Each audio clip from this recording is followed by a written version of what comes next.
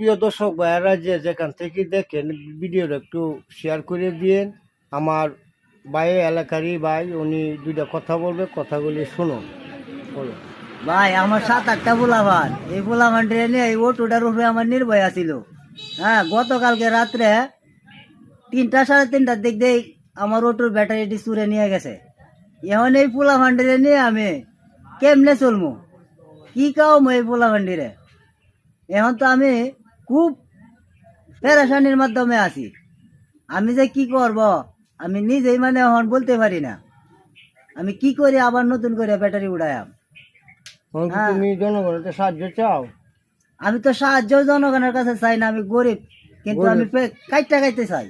মানে আর কাইটটা খাওয়ার মাধ্যমে আমার তাহলে এই গাড়ির ব্যাটারি এমনি নিয়ে গেল। হ্যাঁ, তাহলে তাহলে আওয়ামী লীগ সরকার আছিল বলা তো মোটামুটি ভালো, বাইরে গাড়ি ভরে রয়েছে, কেউ সইছে না।